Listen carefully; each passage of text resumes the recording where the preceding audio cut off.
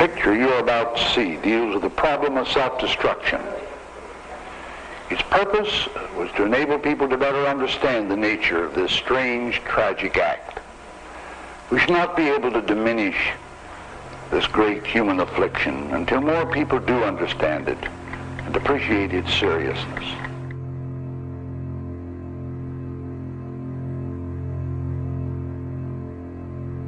A lot of things about the world these days are very scary.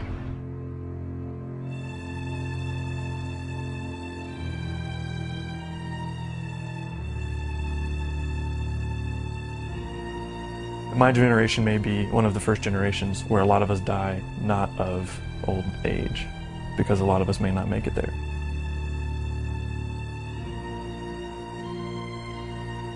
Global warming, it's going to do this, and our climate's going to go weird and we're like another ice age or something.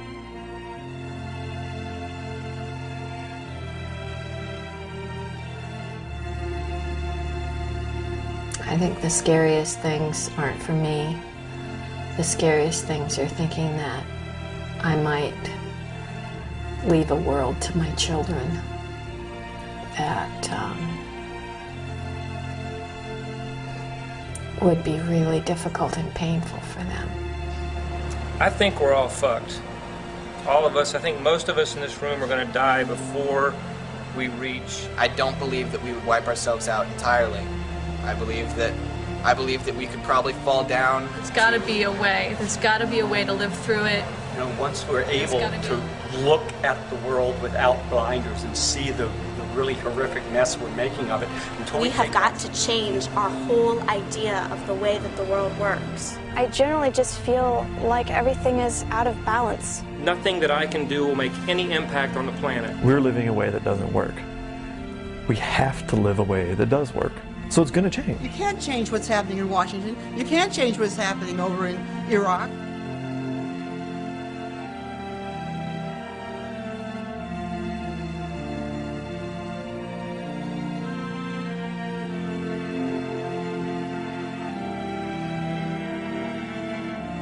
We've met the enemy and he is us.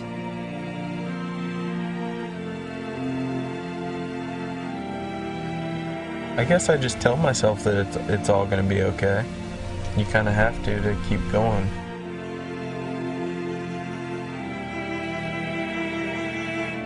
It's not a happy thing to think about.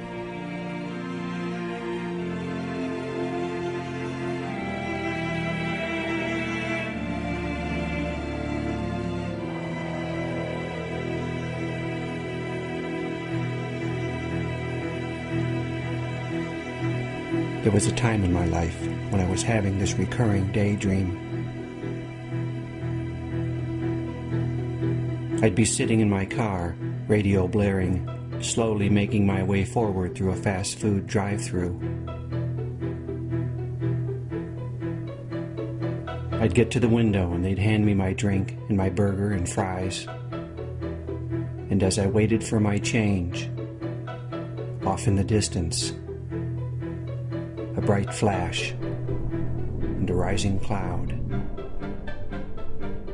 And as the full force of the nuclear blast washed over me, as the icy cold of my overturned Coke seeped into my jeans,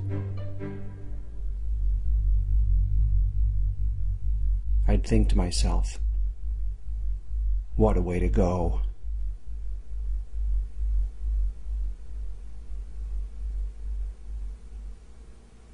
Yeah, I think that we might wipe ourselves off the earth. Definitely. I feel like that's where we're headed. There's an emptiness that other needs, the real desires aren't being met. And we're just scrambling with what our culture offers us. And our culture tells us, we will find love if we buy this lipstick and that makeup and these clothes and this car. I think it would be okay if we gave the earth back to everybody else who is not as destructive. All the rest of the life on earth.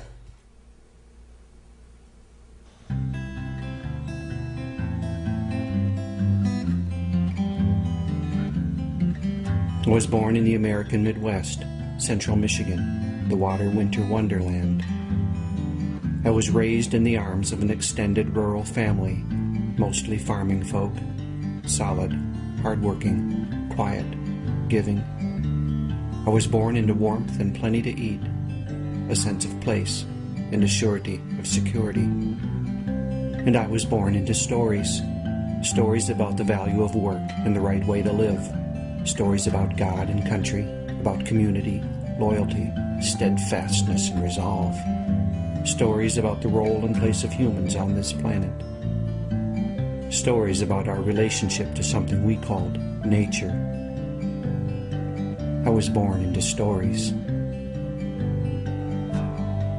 Nobody told me these stories. They didn't have to. The stories were the air I breathed, the water in which I swam, the ground upon which I walked. They were all around me.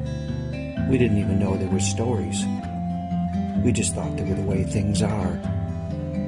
My world was a playground. There were fish to catch, boats to row, parades to watch, trails to hike, lakes to swim, snowmobiles to ride, games to play, presents to open, and family to share it all with.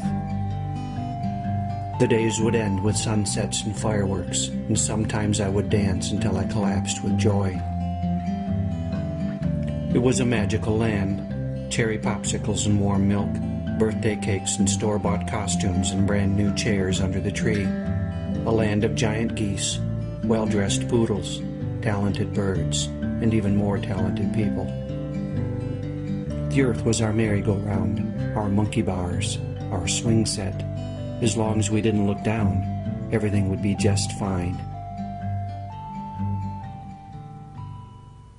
I was born halfway up the population explosion. I was born on the slope of rising CO2 levels. I was born in the foothills of a mass extinction. I was born on the rocky rise of oil production. I was born facing forward, looking ever upward, my first step a step upslope, a step into progress, a step into a vast and glorious human future. We were moving on up. There was no looking back. There was a mountain to conquer, and conquer it we would. All we had to do was climb a bit further. But the mountain we were climbing was not what we thought it was. Rather than rising from natural forces, the slopes up which we were headed were the results of imbalance and short-sightedness. In our efforts to progress, to succeed, to improve, to strive, to overcome, to manage, to shape, to solve, and to grow, we wielded huge new forces across the globe. We walked as giants upon the earth, unaware of the footprints we left behind. I have walked that path, unaware of my own big feet, enacting the stories of our culture, not stopping long enough to feel the instability of the slope underfoot. But in the late 80s, news of the ozone hole and global warming first hit me, and the ground began to shake. I stopped and looked around me for the first time. I got scared. I got involved. And then the shaking subsided. Or rather, I just got used to it. Life got more complex with the births of my 3 children. And there was climbing still to do, so I continued to climb. But the tremors were still there, underfoot. At night I slept, but fitfully, clenched with worries, my dreams assaulted by vague rumblings from the future. In my dreams I would stand at the pinnacle of the present and look out over the surrounding terrain, and it did not look like I had thought it would.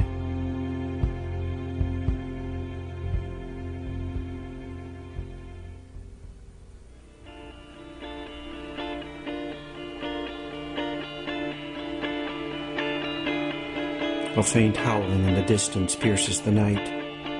The monsters we have created, lumbering to rampant life, are heading, even now, toward our village.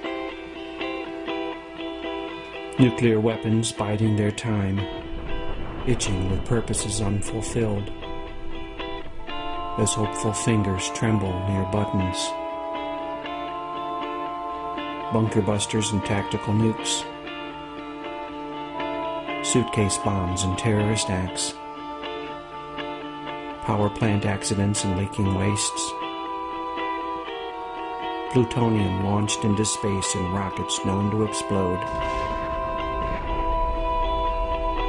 And depleted uranium poisoning the battlefield, depopulating the land.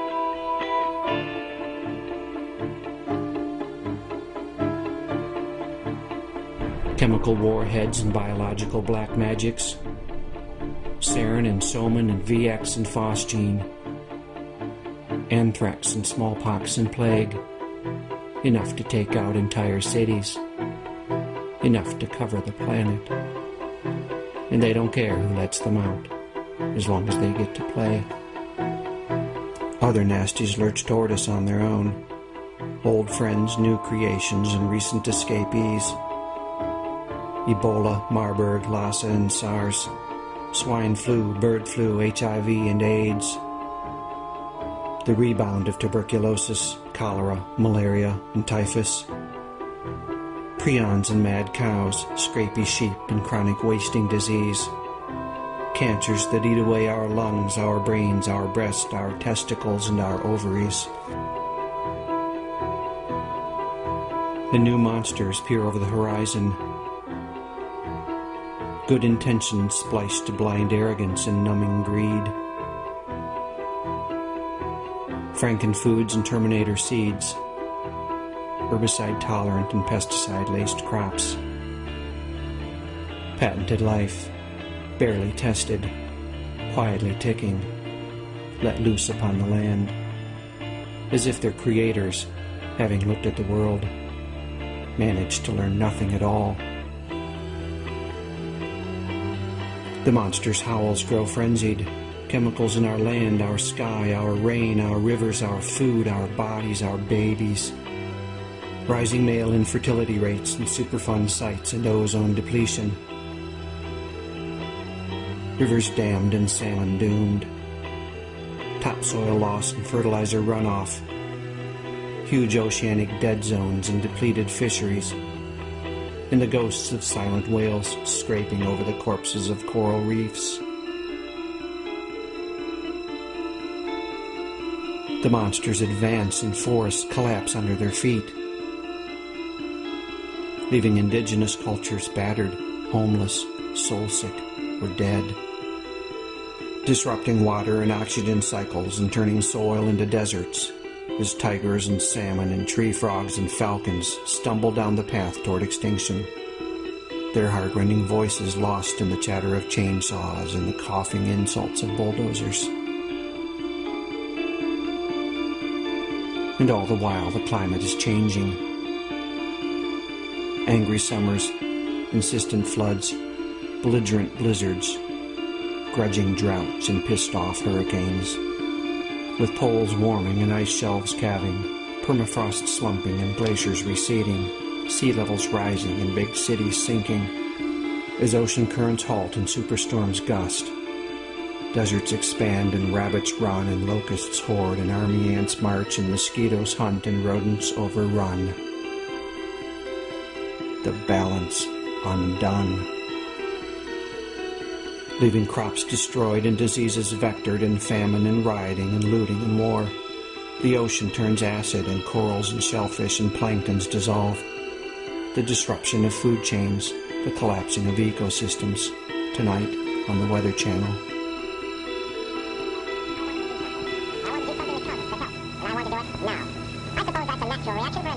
Watch it now while you can, because oil is peaking with no clear replacements.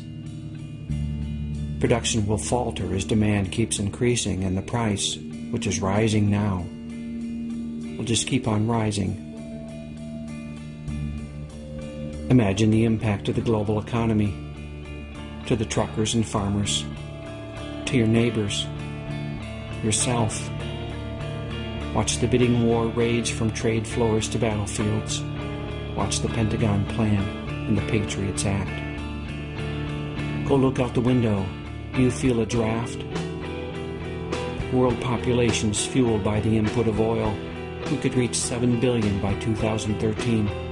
That's billions of bodies more than the planet can sustain without oil.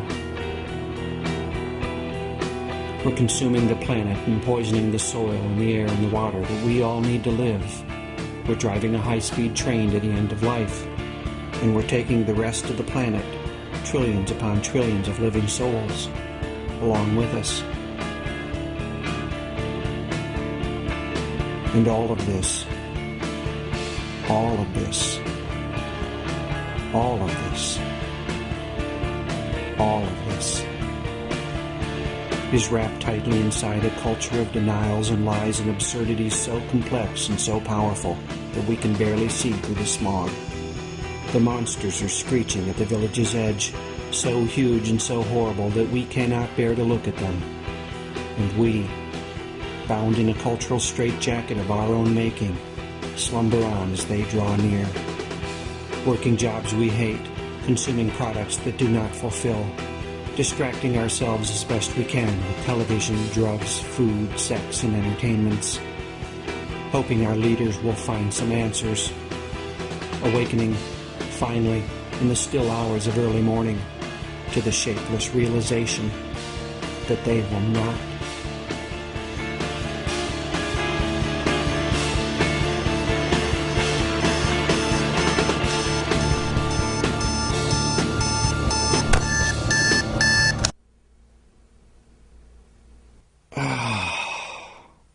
What a nightmare. Well, Johnny, you're in a pretty serious situation. But we believe, your mother and Mr. Benton and I, that you can make good without being sent away.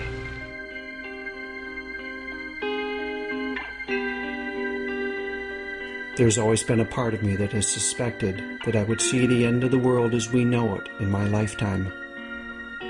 It seemed built into the situation, a certainty of population dynamics, the inevitable end to Mr. Malthus' musings.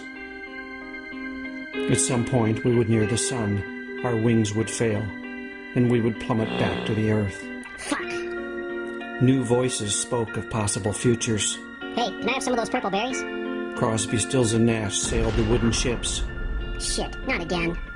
Ridley Walker wrote his connections. And Charlton Heston ate Soylent Green with the Omega Man on the Planet of the Apes. You maniacs! The world looked insane to me, but nobody else seemed to notice, so I buried my thoughts and muddled on. Deep inside, this was tearing me to pieces. I remember looking in at night on my sleeping children and feeling a deep and gnawing terror for their futures. But I locked my fears tightly in my heart, hit the snooze button, and slept a while longer. And then I came across Daniel Quinn and Derek Jensen, two writers who helped me, with books such as Ishmael and The Culture of Make-Believe, to recognize the stories of our culture, the beliefs and assumptions and fables that have shaped our lives, the fairy tales we have told ourselves, the madness we have made manifest in the world. Quinn speaks of the Nazi regime, of Adolf Hitler and the story he told the German people, a story about the lost destiny of the Aryan race, a story of oppression and defilement, a story of victory and vengeance and greatness regained. And Quinn explained how the entire nation, oppressors and oppressed alike, Jews and good Germans and gypsies and gays, were all held captive by that story. We who live today inside the dominant global culture are similarly captives of stories. Stories that surround us like the air we breathe. Stories that we enact at our own peril. Stories that threaten the community of life itself. Have you heard the one about humans being separate from nature? Different, special, the pinnacle of creation? Or about humans being innately flawed, violent, selfish, and greedy? How about the one that says that the world was made for human beings to manage, control, and exploit as a resource, and that the world has no value beyond its utility? Or the story about there being only one right way to live, and one right way to understand and view the world? Or about how unlimited growth, competition, and production are all unquestionably good? Or the story that tells us that we can have and do anything we think we want, because there are no limits. There were people in the world looking squarely at our cultural stories and at the global predicament and seeing what I saw. Our culture, in its present configuration, could not last. I was not alone. But the transformation, or the collapse, still seemed far away. It would come one day, but not now. There was time. There was hope. Somewhere, there were people taking care of it all. And that's how it was for me, year after year. I lived the middle-class American life. I lived the stories I had learned as a child and tried as best I could to ignore the rumblings of fear that haunted my depths. And then I started to work on this documentary. 3 years later, having chewed our way through a mountain of books, articles, websites, magazines, newspapers, and documentaries, having attended lectures and meetings and salons and rallies, and having interviewed friends and neighbors, scientists and researchers and writers and activists and thinkers and feelers and more, and having talked and written and laughed and cried and worried and despaired and regained our power to plunge ahead again, one thing seems clear. The global environmental, political, and economic predicament we live in today is critical. The possible scenarios range into the highly disturbing, and the time frame seems, well, imminent. It's as though we've awakened to find ourselves on a runaway train, hurtling wildly down the tracks, held in place by powerful cultural stories and fueled by our desperate consumption of the very heart, blood, bones, and flesh of this planet. If we don't find some way to stop this train soon, we're going to reach the end of the line.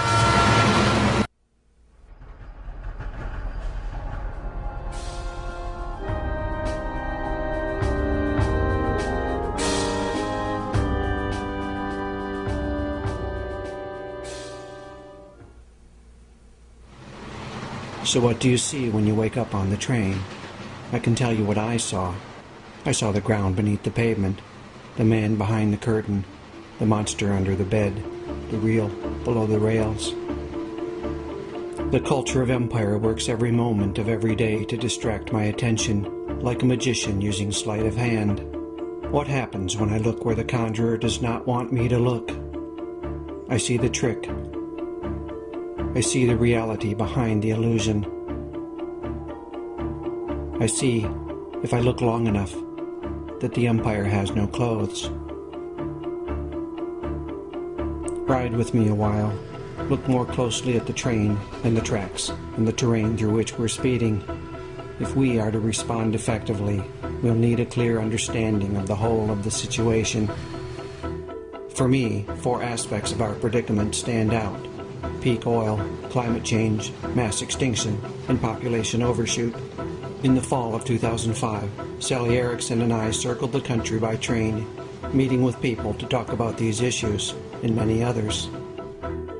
At some point, you reach the place where you can't get it out any faster.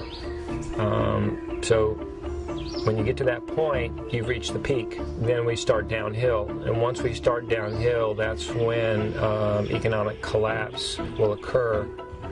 That's my friend Tom talking about oil, peak oil, and economic collapse. At first, I didn't get it, so I started reading. And on our trip, I met with some people who knew more about the situation. Over the last 150 years, we've created a society that runs on oil. And it's inevitable that we would have done so, because it's just such incredibly inexpensive, convenient, energy-dense stuff. I spoke with Richard Heinberg, a core faculty member of New College of California and author of 3 books on peak oil. The problem, of course, is that oil is a non-renewable resource. So even when we first started using the stuff, we knew that eventually we'd run out. I met with the journalist Paul Roberts, who wrote a book about oil depletion in 2004. At some point, since oil is a finite resource, you can't keep raising production. Usually this is about the halfway point. When you've depleted half of the resource, it becomes harder and harder to raise production. It doesn't mean you run out, and a great deal of oil is still coming out of the ground. If we were to peak tomorrow, we'd still have 82.5 million barrels coming out of the ground every day, but it would be really hard to get 83.5 million barrels. Gerald Cecil, a professor of astrophysics at the University of North Carolina at Chapel Hill, has been so taken by the oil situation that he's now writing a book about it. The rate with which oil has been coming out of the ground has stagnated. It's stagnated at 84 million barrels of oil a day, which sounds like an incredible number, but that's what we use to power ourselves at today's rate of use. And as the world population continues to grow, and as prosperity presumably continues to grow and people power up in their energy use, we get to a situation where there isn't any excess capacity to keep that powering going. And at some point, you end up with a flat supply and a growing demand, and you have serious problems. And that's the nature of peak oil. Are we at or near the peak of oil extraction? There are many signs that we are. Discoveries of new oil peaked right around 1963-64. That was a long time ago. So we're not talking about a couple of years of bad luck in exploration. This is a long-established trend. We've been discovering less oil with every passing year. It's at the point now where we're extracting and using about 4 or 5 barrels of oil for every one that we discover. Now, the oil industry responded in a number of ways, but one of the things it did was begin developing some amazing new technologies to help it find more oil faster. And despite this huge investment in technology and these great leaps forward, the rates of discovery are still declining. Country after country is reaching its own national all-time oil production peak and going into decline. The U.S. was one of the first to do it back in 1970, and now something like 30 or 33 countries are past their peak. And so it's inevitable that within the very next few years we'll see the global peak in oil production. Nobody's ready for that. Not ready for what exactly? What will the end of cheap oil mean for the world? I went to speak with the writer and activist Jerry Mander. I'd let myself believe that the real problems were decades away. Turns out they're probably right around the corner.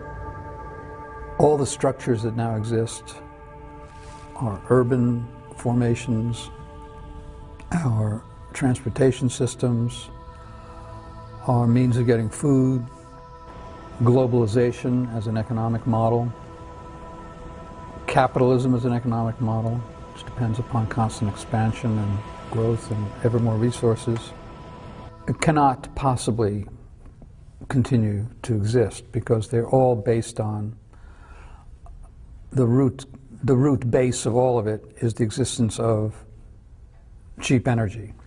In order to avoid a deflationary depression, we have to have continual growth in the money supply, which has to be based on continual growth in economic activity, which must be based on the continual growth in available energy and raw materials. We've built an economy based on the idea that it has to grow every year or else collapse. So soon the economy won't be able to grow, and all signs are that we may be facing a kind of global economic collapse because of peak oil. It seems that if our economy is poised for meltdown, our agricultural system is doubly so. I spoke with local sustainable designer Harvey Harmon and with writer Richard Manning about what he calls the oil we eat. The average piece of food in your supermarket has traveled 3,000 miles or more to get there. So not only is it based on petroleum to grow it, but then it's transported and refrigerated. And, you know, it's a system that's very dependent on cheap energy and it's very energy intensive. If we take a look at about 1940 and an American farmer, that farmer was using roughly a calorie of fossil fuel to make a calorie of food. Today, that same farmer uses something like 10 calories of fossil fuel to make a calorie of food. That means that petrochemicals, fossil fuel, have become embedded in our food supply. If we run out of fossil fuel, that strategy will collapse in a heartbeat. Sadly, with so much at stake, oil grows increasingly worth fighting for. My friend Ray said it best. Prices will naturally begin to rise, and people will probably fight over it more, and the U.S. will almost certainly, with whatever means are necessary, make sure that we get everything we need, and so that will probably make for an unhappy rest of the planet. it's a permanent state of affairs. You know, the fuel crisis will be over in a couple of 100 million years when everything is settled down and there's a lot more having been made from all of us. Having, you know, been squished back under. It takes a long time. Peak oil got my attention. The ramifications are enormous. And if the oil situation is bleak, some say that the natural gas situation is even worse. As writer and professor Otis Graham said, "We've had 300 or 400 years of fossil fuel. It's coming to an end. Is that an historic turning point? It's breathtaking." Even more breathtaking is what happens when we burn this stuff. Scientists used to talk about climate change in terms of centuries. Now they're talking about decades. Now they're talking about next year. Now they're talking about now. My friends and neighbors are talking about it too. We've increased the levels of carbon dioxide in the atmosphere, which traps heat in the Earth's atmosphere, which raises the temperature. The glaciers are melting, the sea ice is melting. You know, the polar ice caps are basically melting. And I hate it. I hate feeling like we've done this to nature, and not to mention all of the animals, all of the wildlife that are going to die. It'll begin to happen. It's already beginning to happen. It's happening everywhere. You know, it's happening. It's terrifying. It's a drag. That's putting it mildly. The only good thing I can think to say about climate change is that when I understood the climate situation, I spent less time worrying about oil. Some people have said, and I think they're right about this, we're going to run out of air to burn before we run out of fossil fuels to burn. In other words, the fossil fuels are creating the global warming problem, the CO2, and the pollution problems.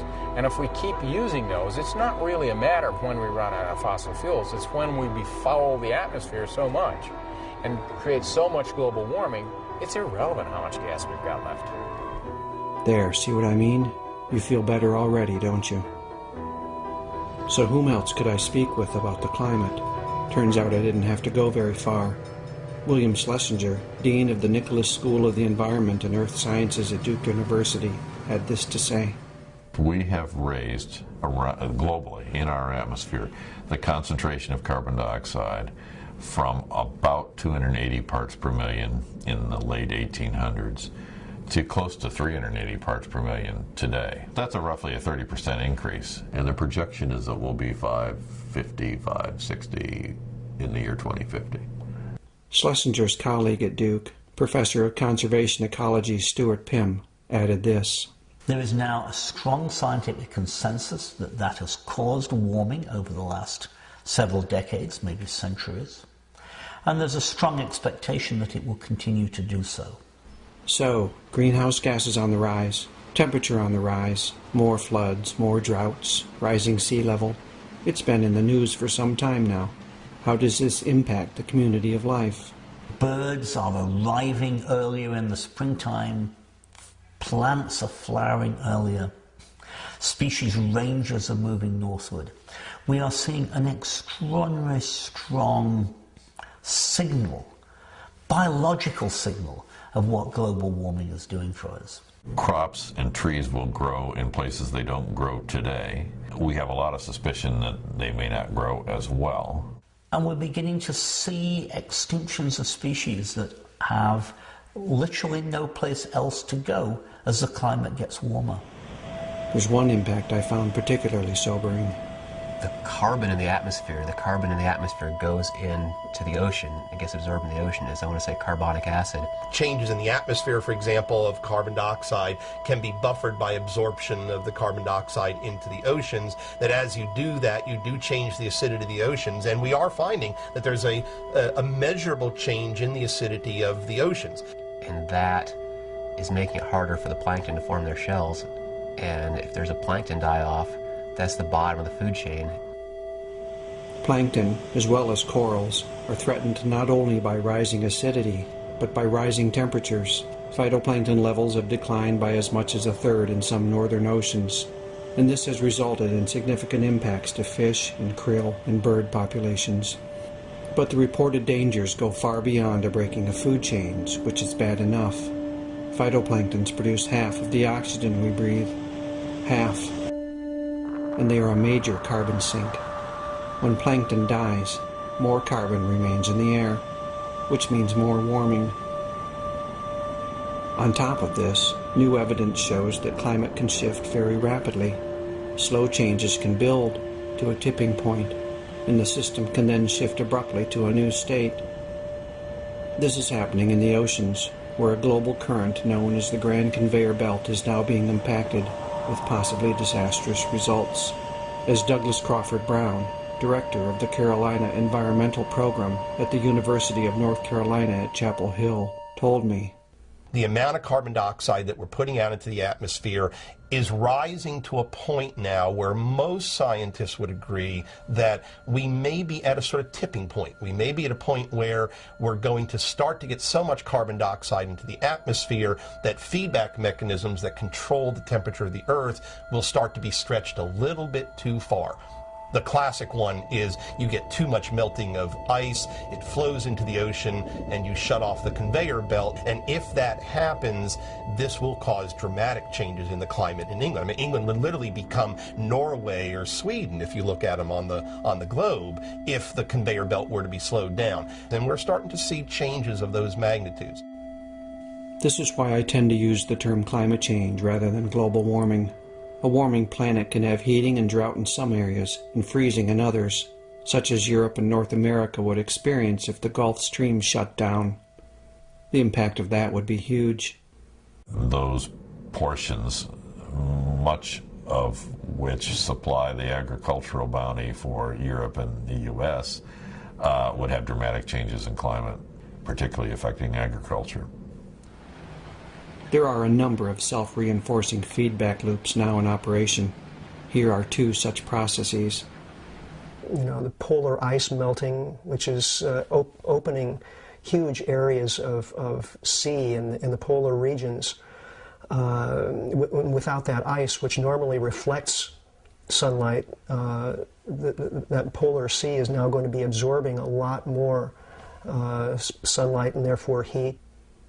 We have a lot of carbon stored in the permafrost, and those permafrosts are starting to defrost, and when they defrost, that carbon dioxide, that carbon is going to be oxidized to carbon dioxide or brought out as methane and so on, and that will be a dramatic increase in greenhouse gases. This may get out of hand, and we'll suddenly be looking at a very rapid warming of the planet. This may get out of hand.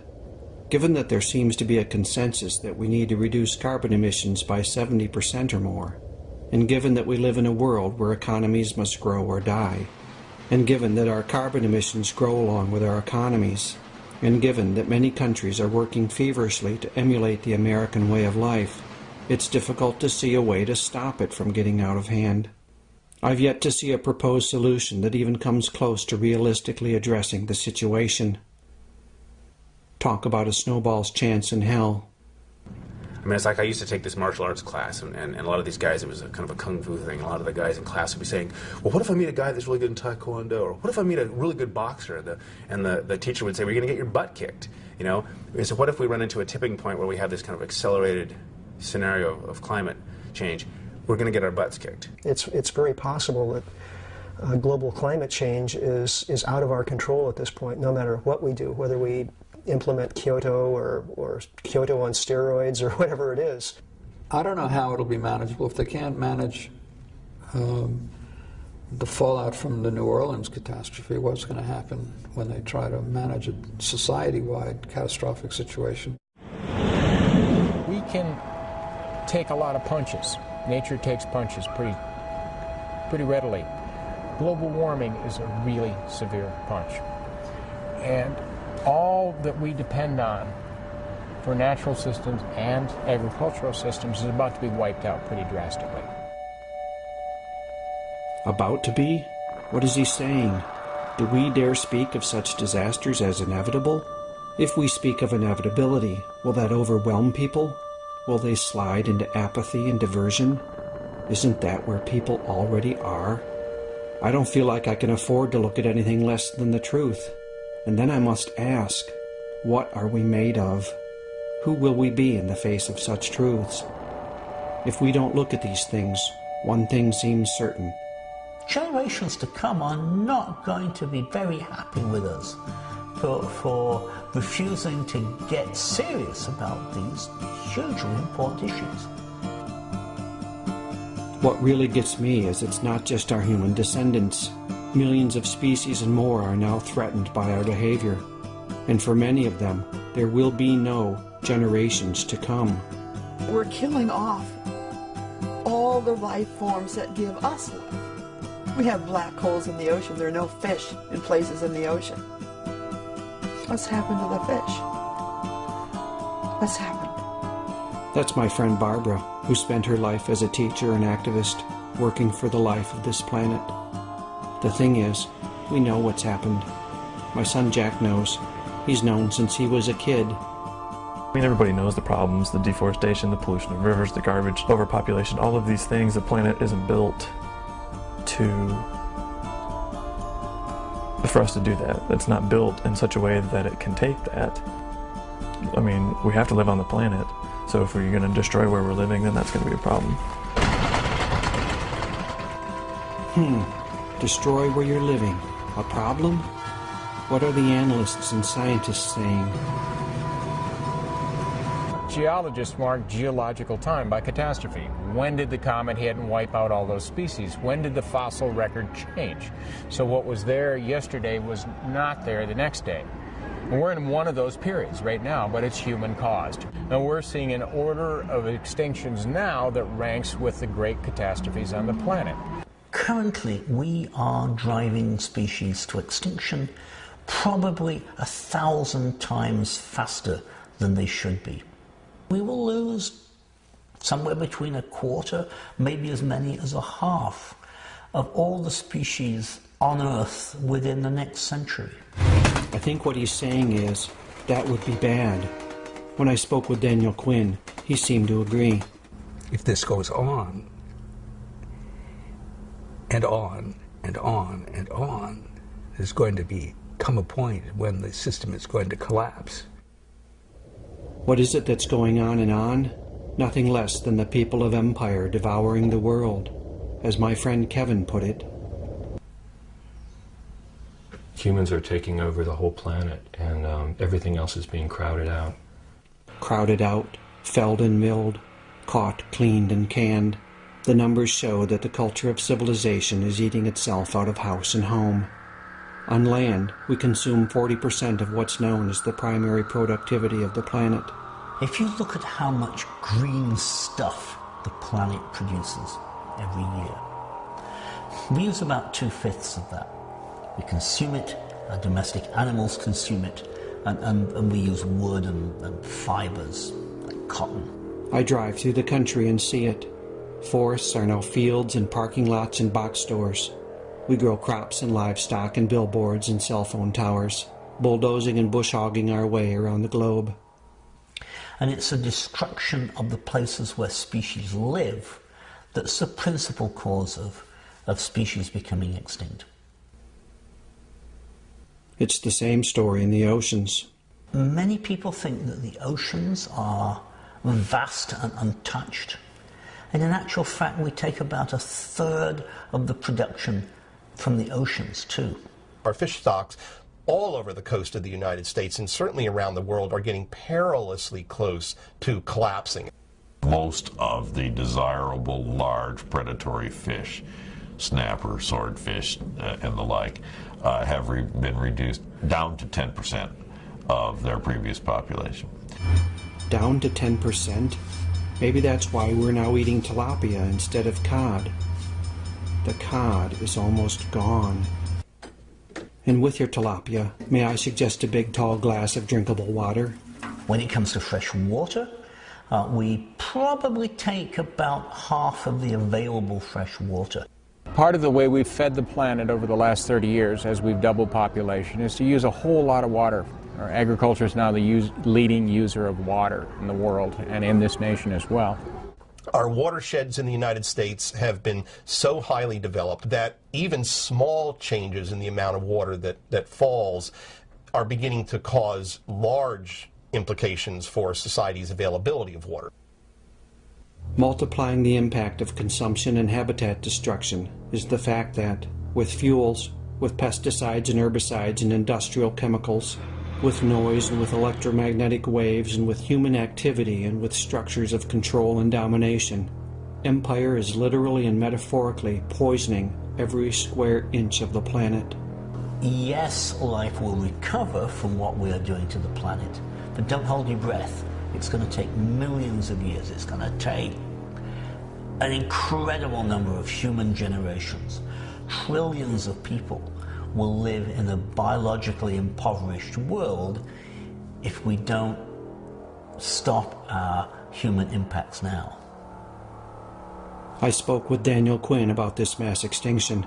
He gave me a metaphor that has haunted me since. We are like people who live in a very tall building, brick building.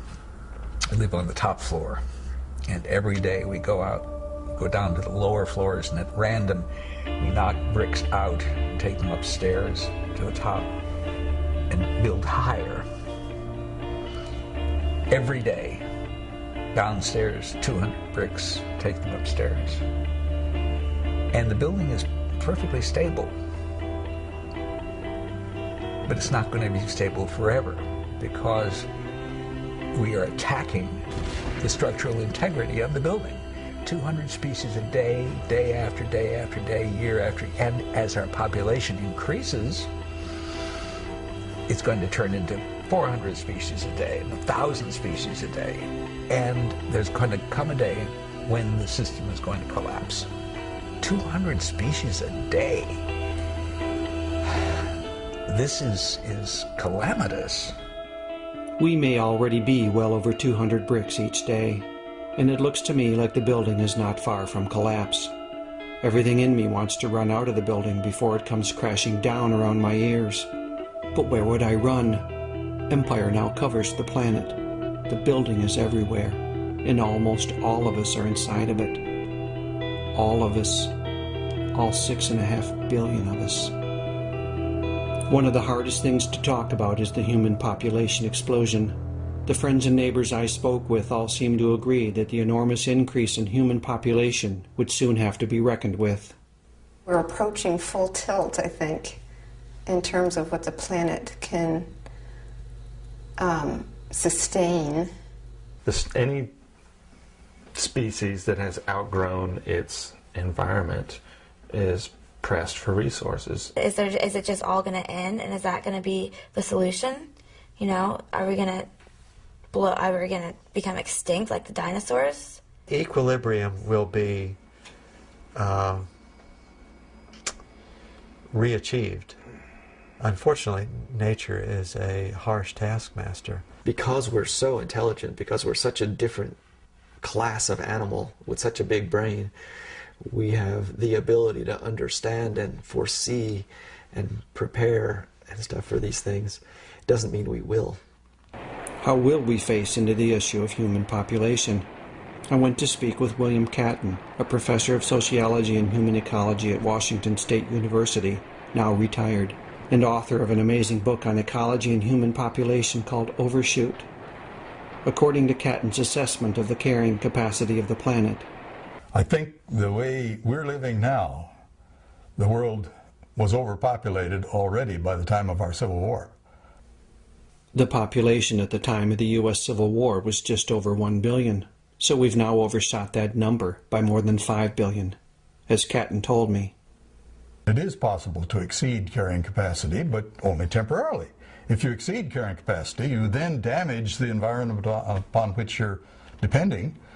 Looking closely, I've come to see that population numbers for humans, in and of themselves, are only part of the story. As Catton points out, it's the damage those numbers do that counts, and that damage is intimately connected to our way of life. The Earth supports as great a collective mass of ants as it does people. It can do so because ants aren't building 6,000 square foot homes, driving 2 hours to their jobs, buying plasma TV sets, and killing each other with depleted uranium munitions. We in the developed world have 32 times the footprint on the planet, on the resources depletion, 32 times the person in India. Well, I think we all know that, though the figure is stunning. And it ought to make us really think and start to talk with each other about this. You talk about how many energy slaves per capita do we have. In this country, we've got something like 70 times as many energy slaves per capita as people in Bangladesh. Instead of thinking of that Bangladesh as the overpopulated country, if you multiply each of us by 70, take that 290 million or whatever number of us there are now, multiply it by 70, wow, we are an overpopulated country. In those terms, the U.S. is a nation of 21 billion people, and my own 3 children add 210 to that number. To speak of population, then, as the root cause of our problem makes little sense to me. It conjures images of crowded third-world cities and teeming masses of human flesh, while the global impacts of rich first-world lifestyles go unexamined. Big feet, more and more feet, and more feet getting bigger and bigger. And if these feet just keep on walking, one of these days they're going to walk right into oblivion. It cannot be sustained for much longer. There are any number of catastrophic forces that could lower our numbers as oil depletion, climate change, and environmental collapses play out. One thing large populations are especially prone to is disease. Microbes are going to have a lot more to do with it than humans have to do with it in the end. In nature, and we're still governed by natural rules, we don't like to think we're not, well, we are. And when you put together the kind of biomass that humans represent on this planet, we're an asset to somebody. We're a resource. But it may be possible to meet the situation with consciousness and intention.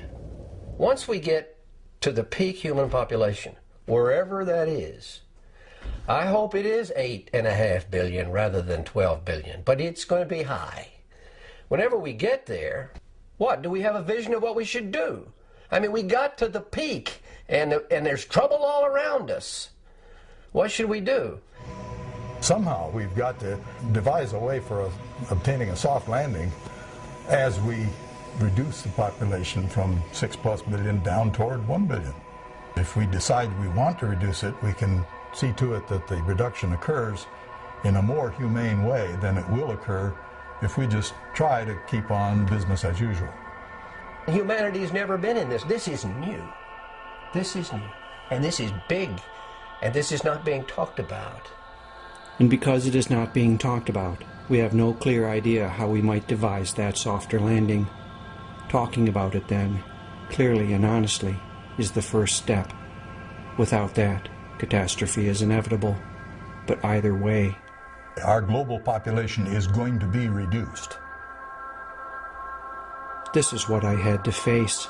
The population of my species is going to be reduced.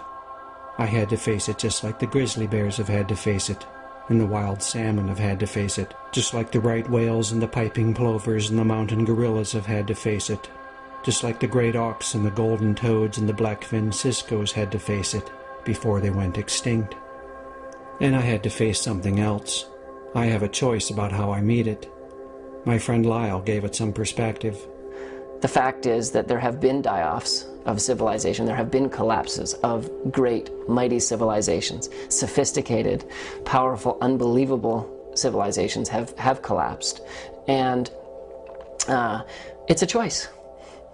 It's a choice that we can decide to succeed or fail. And I'm going to go ahead and decide to succeed, thank you.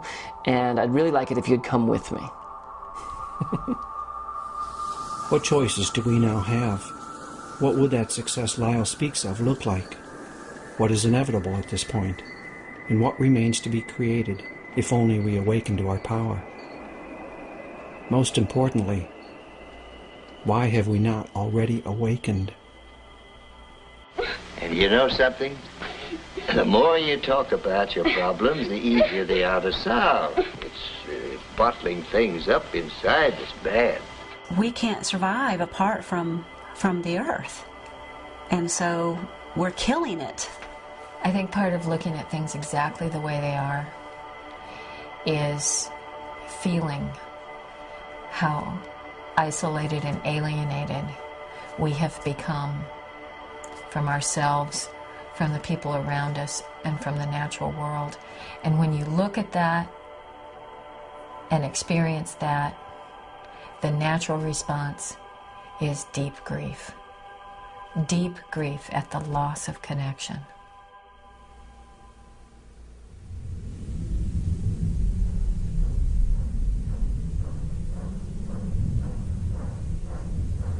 There are other issues we could have looked at.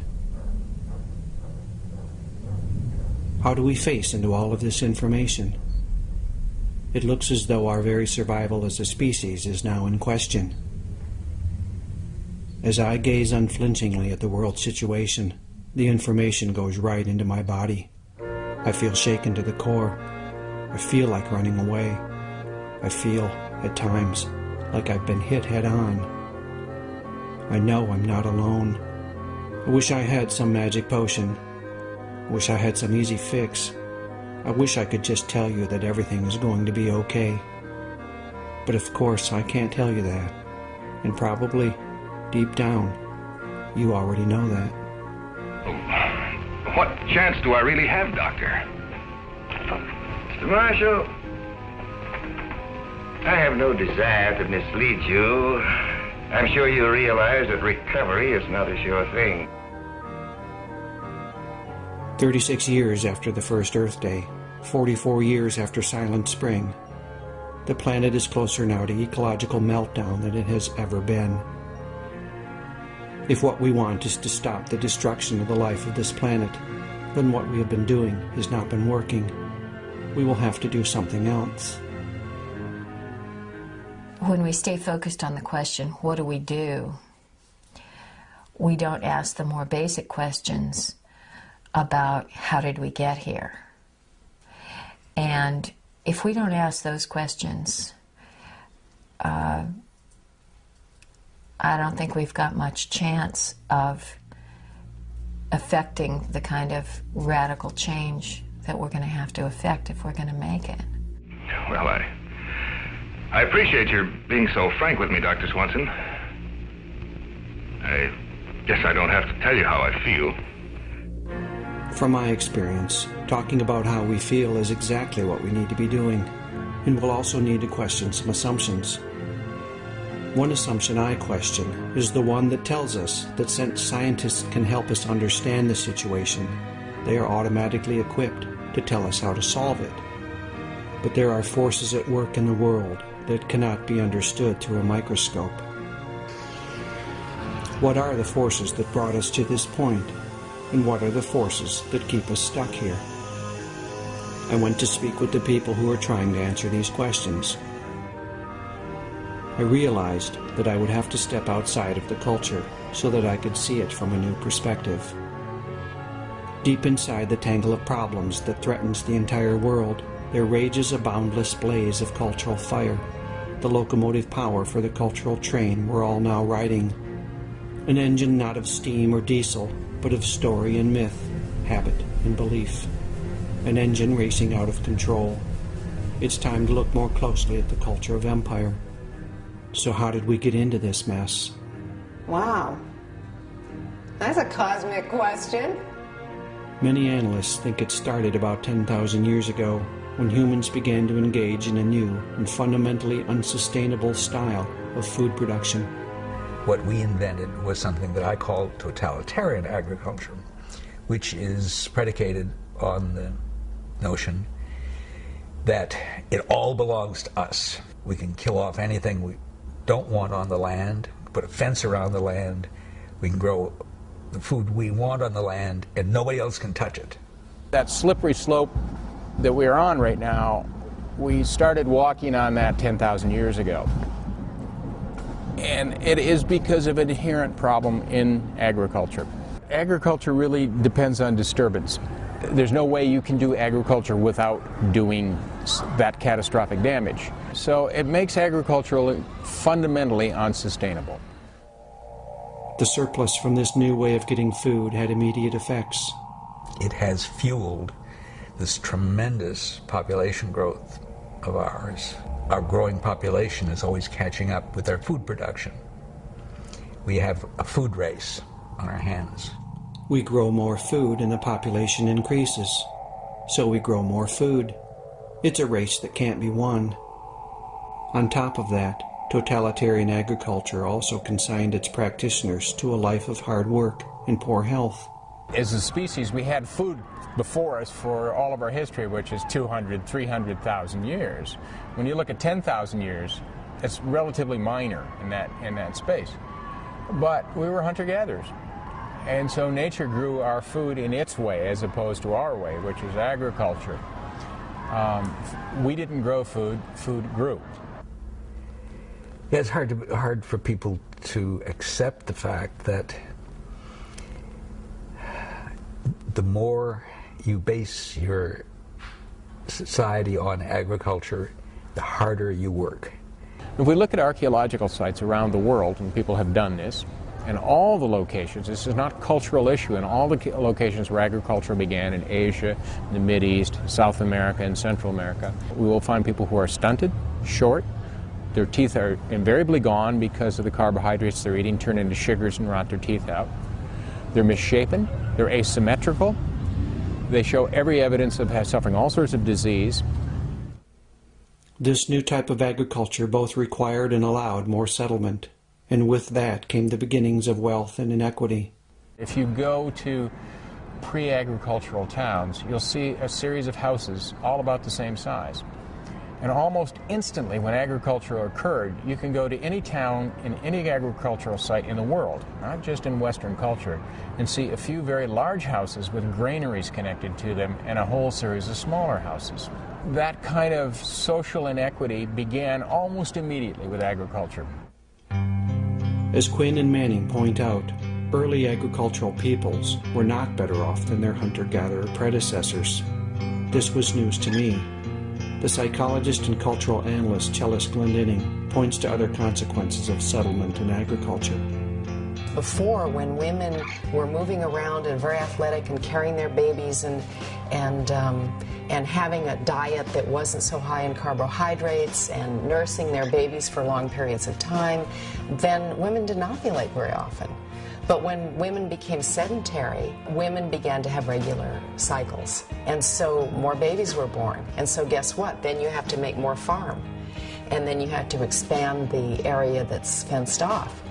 And then, oh, maybe you're going to meet up with someone else who's coming that way, you know, another group. And so then you have to have a war.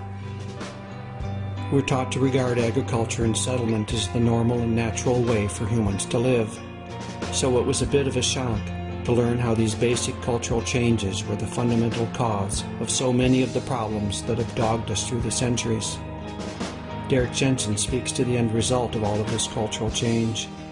I think one of the best lines I ever wrote was that forests precede us and deserts dog our heels.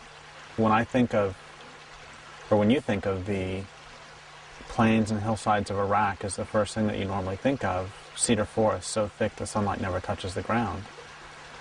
I think for most of us that's not the case, but the first written myth of this culture is Gilgamesh cutting down those forests to make cities.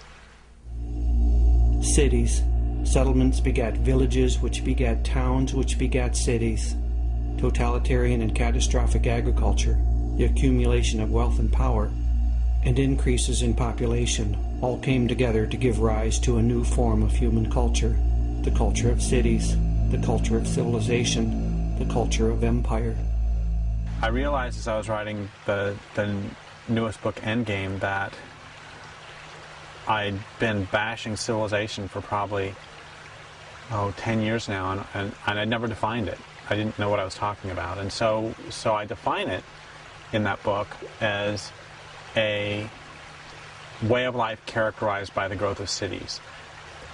I've defined a city as a collection of people living in numbers large enough to require the importation of resources. A city could be defined almost as a human ecosystem that grossly exceeds the carrying capacity of its local environment. As Jensen and Catton point out, because cities exceed the carrying capacity of their local environment, and because they require the importation of resources, then those who live in cities are locked into the inevitability of getting those resources from somewhere else, from somebody else. by whatever means is necessary. Often that means is trade, but trade requires transport, and transport requires energy, and energy has to come from somewhere, and it eventually runs out. And trade requires willing partners, but people do not always want to trade. When trade breaks down, and you need those resources, what remains is war. We now need oil to keep our cities going. Watch the bidding war rage from trade floors to battlefields. Watch the Pentagon plan and the Patriots Act. Let's stop for a second and regroup. I told you I've had to challenge some assumptions. We've been doing agriculture and expanding and growing and building cities and accumulating material wealth for so long now that it just feels like this is how things are supposed to be. But how can a way of life that is destroying its own support systems be considered how things are supposed to be? They did eat every herb of the land, and all the fruit of the trees, and there remained not any green thing. Let's move on. Once our native human intelligence and creativity was combined with the defining impulses of empire, things began to snowball. We kept using more and more sophisticated technology so we could put off the inevitable, which is we've got physical limits. Using the power of technology, we could break through the limits and laws and rules that kept the community of life in balance for millions of years. Temporarily. Rules. All the time rules. I'm sick of them. Excuse me for interrupting, boys and girls, but maybe you would like to find out just what it would be like if there were no rules. But how could we do that? By going someplace where there are no rules. There's no such place. But maybe there is a way we could go to a place without rules. How? By using our imagination. Now let's all pretend real hard. And pretend we did. Thinking we had no limits, our power to control went right to our heads. As historian and geologian Thomas Berry put it, we in America are fantastically absorbed in the fact that we are controlled, in a sense, of the destinies of the universe. So, and whatever we do is what needs to be done. What I say goes, see? I'm the law around here.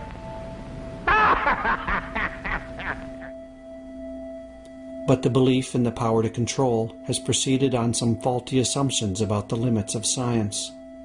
Science has given us a way of understanding the Earth in such a way as to enable us to use the planet. That's the challenge, the use of the planet.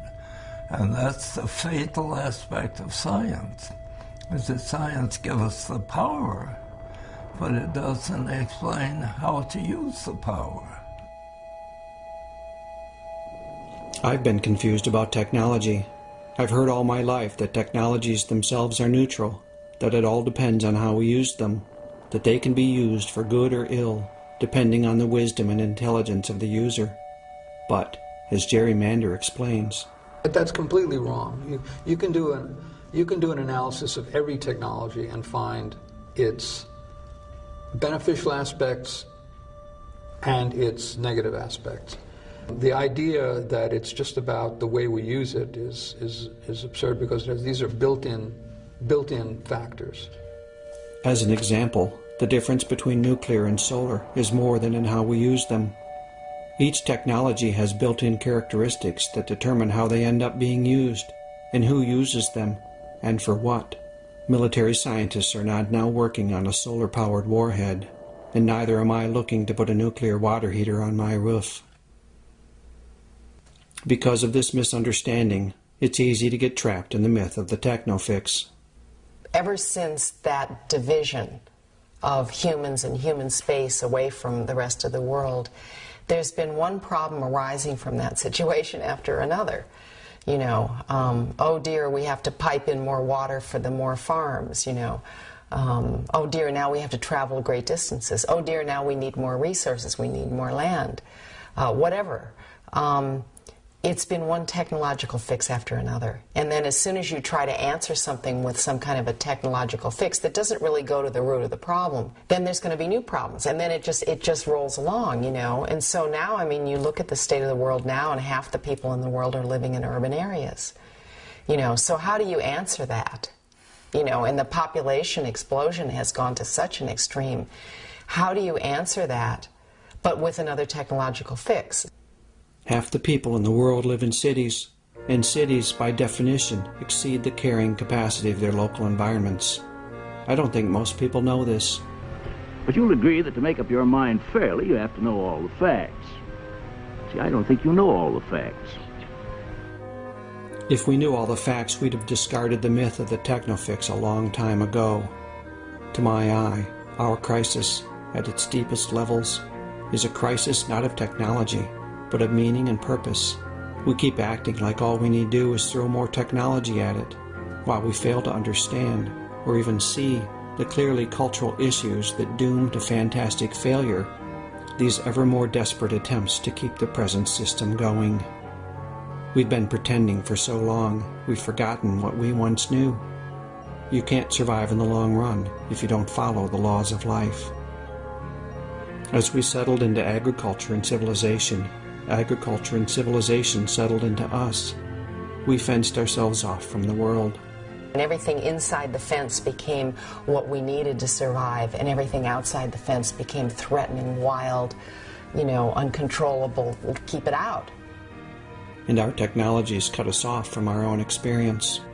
We can build a culture that sits between us and the world, and that mediates our behavior toward the world, and what mediates what we do and what we perceive. If you have a spear, it becomes a lot easier. You don't have to kill somebody right in front of you. You can kill somebody 30 feet away, and that distance makes it easier to kill.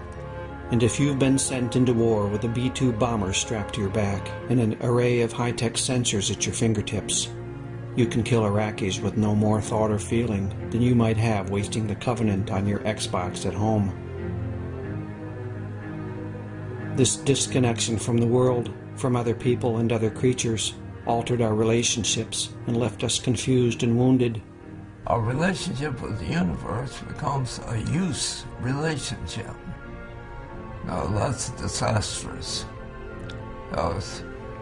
Just like to say to another being, human, you used me, is about as terrible a thing as a person can say.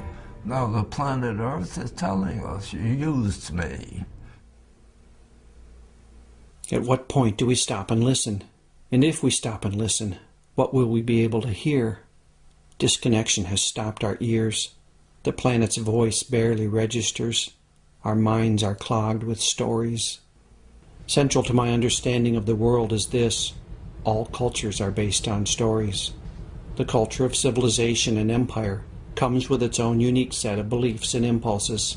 Listen to some of the stories that have brought us to our present predicament. There's never quite enough. We're innately flawed. It's heresy today to say, let's stop growing. Hard work is morally virtuous. More is better.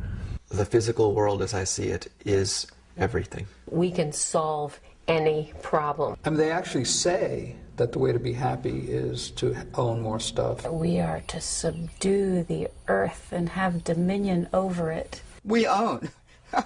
We own the planet. We own everything here. We own these resources. Humans have rights, and nothing else have rights. There are many times in which people just don't want to be told that such and such a place is off limits to them. Living with stories like this, is it any wonder we're devouring the planet?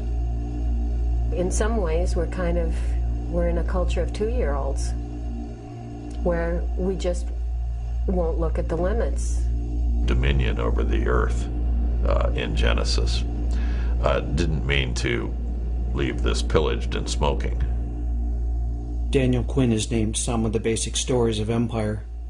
The ambient voice of our culture tells us that this is the best that humans could ever hope for. What we've got right now and where we're going is just unsurpassable. Ergo, any alternative has got to be worse. There were other civilizations besides ours. They did not think that they had the one right way to live, and that everyone in the world should be made to live that way. We are taught to think that we are humanity. If there are other people out there that were different from us, well, they're degenerates or they're just not as far advanced as we are. We came along and began doing things and building civilization, and this is the way humans were meant to live from the beginning, which is one reason why we can't give it up. Here, perhaps, is the most dangerous story of them all. We are superior to all other creatures, and our lives are independent of theirs. Through his intellect, man has developed a superiority over every other form of animal life. With the stories of empire in place, civilization was ready to spread around the planet. Rand Prier explains the core idea of the parable of the tribes, which reveals how the culture of empire prevailed in a process of cultural evolution that selects for power. Imagine there's a bunch of tribes that are living together peacefully, and one of the tribes, for some reason, instead of living in balance and peace, they decide they're going to go make a bunch of weapons and conquer the next tribe and turn them into slaves. The next tribe has three choices. If they run away, the paradigm of the violent tribe expands into their territory. If they submit into slavery, the paradigm of the violent tribe expands their territory. If they build weapons to fight back, the paradigm of the violent tribe expands their territory. And that just goes on until the whole world is made up of people who make weapons and fight and enslave other people. After 10,000 years of this, we've forgotten who we are. How could 3 million years of human life be meaningless? The way people were living at that time, during that vast period, they were living in a way in which humans could live for millions of years, tens of millions of years. And that's something. Man, now we're saying, how many decades can we have? And if we go on living this way, it's not many. It strikes me as critical that we remember who we really are. We have these huge brains and a great capacity for innovation and adaptation, but we can get trapped inside of stories and fantasies that block us from our own greatness. Well, human beings can act either as members of climax ecosystems where we integrate ourselves into everything else that's going on, or we can act as invasive species like the cane toad. The classic example of human beings acting as an invasive species, of course, is Europeans over the last 500 years or so. It doesn't have to be this way. Not all human cultures have followed this path. When I look closely, what I see is that human capacities and characteristics have always been mediated by the larger society. Always. One person I spoke with who discussed our present predicament in terms of inherent human characteristics was Richard Manning. To survive in our hunter-gatherer days, a very narrow field of vision. You had to be concerned with what was happening around you in the immediate 100 yards. You had to be worried about what was going to happen in the next 10 seconds, or 5 minutes. Where was that tiger going to come from? It was going to bite your neck and kill you. And so our strongest instincts are geared to the immediate. Our adrenaline doesn't start to flow when we read about global warming. It starts to flow when somebody put a fist in our face. And yet the Haudenosaunee evolved a culture that balanced those strong instincts. They make decisions based on their impact on the 7th generation. Contrast that with the culture of empire.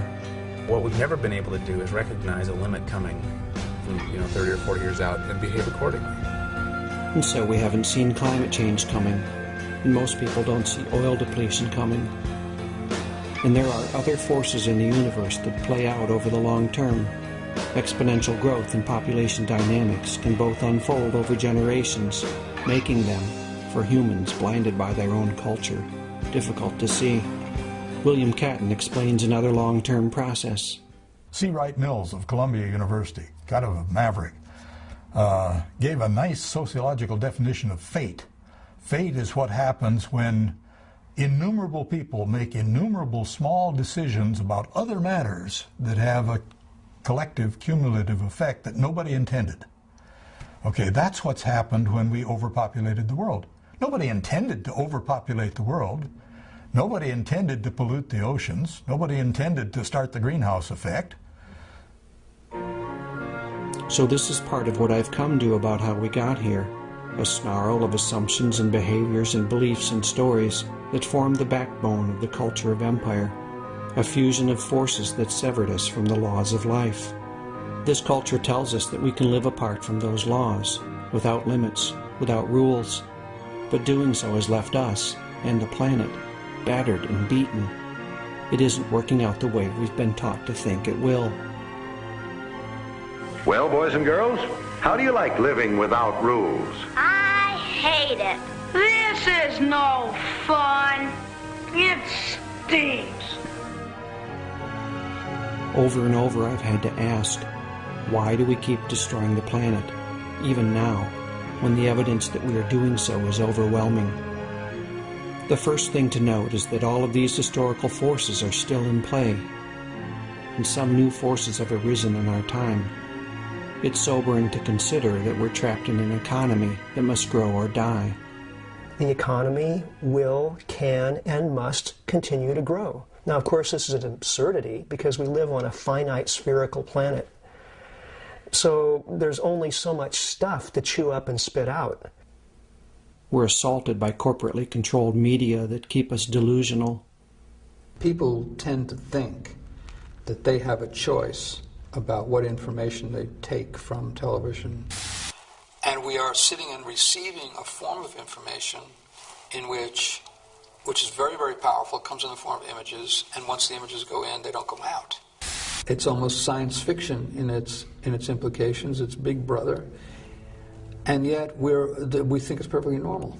As people's real lives become more and more degraded and unsatisfying and petty and vulgar and irritating and sterile, then the appeals of those glorified images become all the more powerful.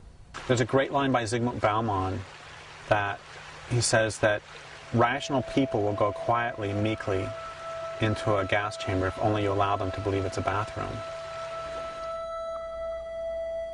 And I've lost all hope that my government is capable of looking clearly at the situation.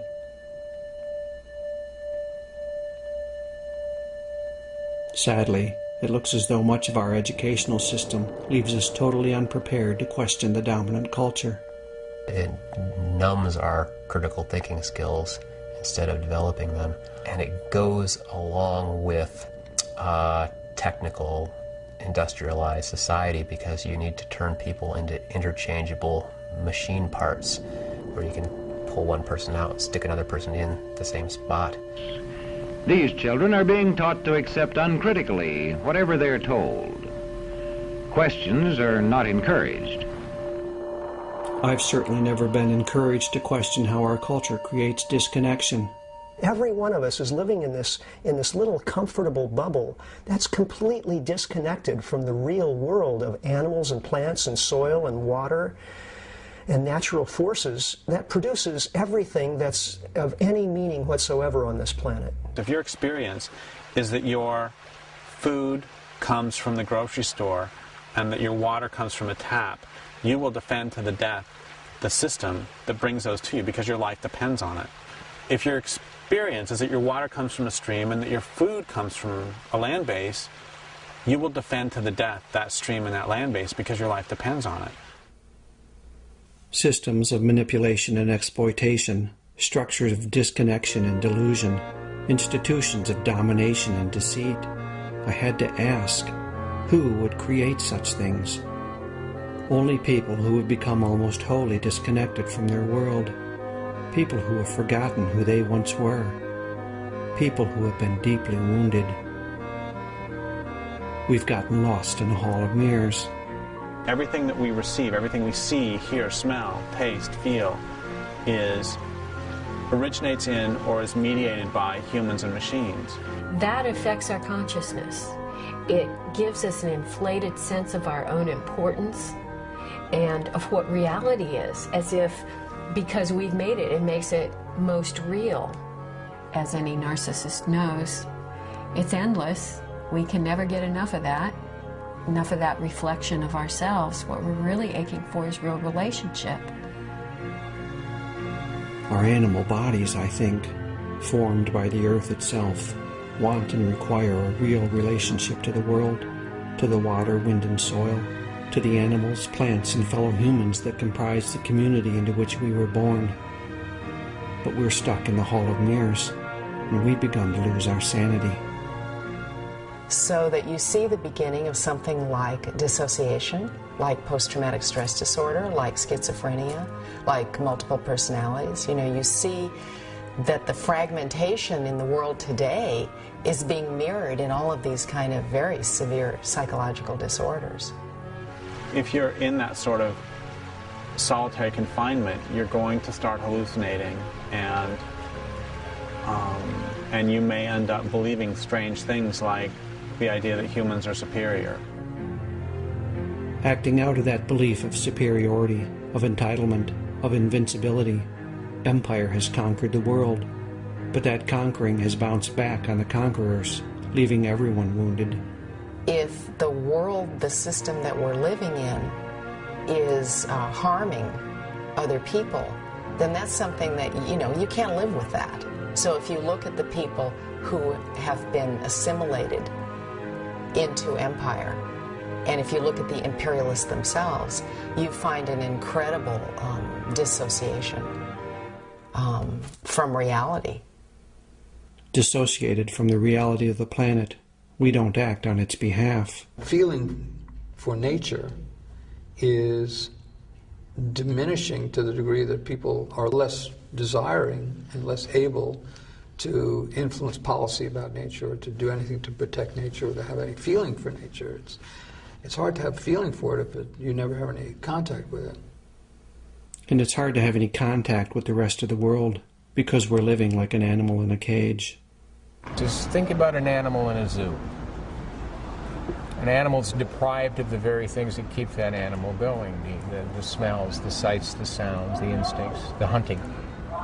And they become psychotic, literally psychotic. I think that we've done something to ourselves that is exactly analogous to that. We've put ourselves in a cage, in this cage of civilization, of cities, and it's made us, in a way, psychotic. That if you would have a group of hunter-gatherers, and this has happened a lot, hunter-gatherers watch behavior of people in our society, they would think we were crazy for the way we behave, because we are. I stop, I listen, I watch the world. The disconnection is everywhere. You learn it as a child. You know, you learn to not feel the kind of pain that is inflicted upon you by the lack of connection, by being in a crib by yourself in a dark room, you know, by not having the breastfeeding, by not having the constant contact with other people's bodies.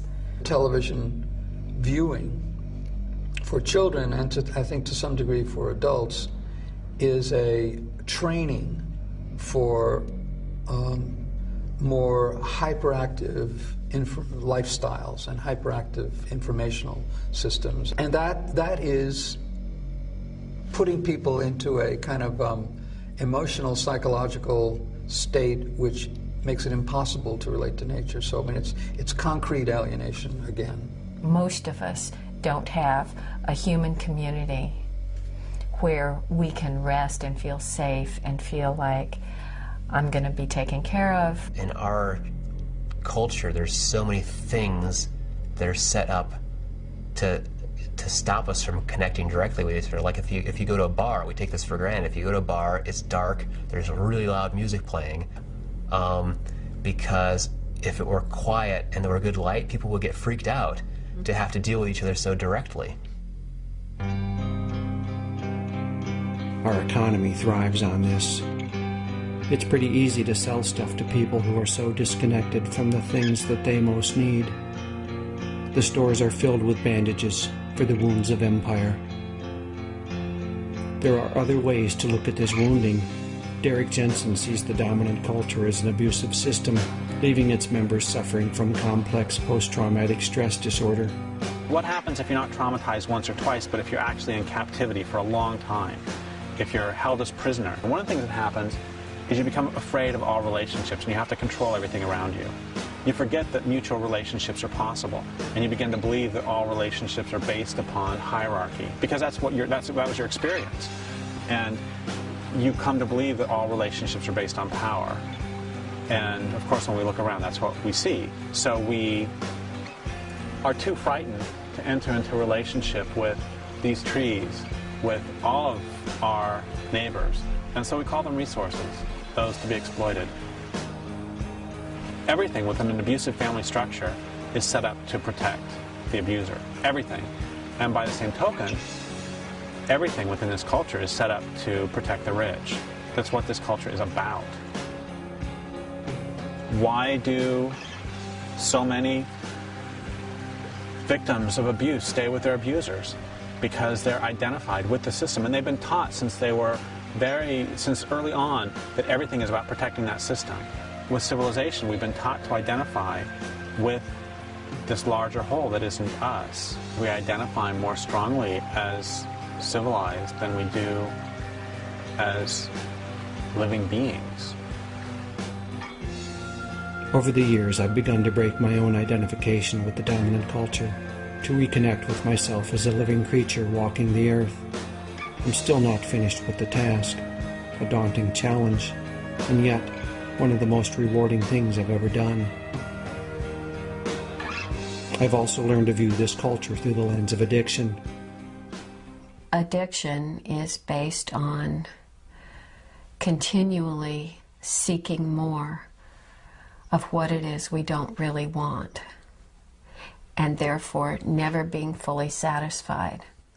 There's a deep need, there's a deep hole, a deep longing, a deep fear, a deep grief, a deep rage. So there's food, there's cigarettes, there's alcohol, there's drugs, there's computers, there's TV, there's movies, there's shopping, there's music. It's endless. All of that we've now determined people can be addicted to is a kind of it's like a technological fix. So as long as that's working, why would I stop? I won't stop. An alcoholic doesn't stop. A drug addict doesn't stop as long as it's working, but you reach a point where it doesn't work anymore. After centuries of abuse, disconnection, delusion, and addiction, it looks as though we're desperate to hit bottom. It's almost as if we're wanting to hit bottom so hard that we either shift or die, because it's not worth continuing like this. So many people are so very, very unhappy, and they want this nightmare to end, and they don't recognize that the death that they want is a cultural death and is a spiritual and metaphorical death. That would explain why we continue to foul our nest. If what we want is to hit bottom, we found the perfect means to get us there. Denial. Denial. Denial. Denial. Denial.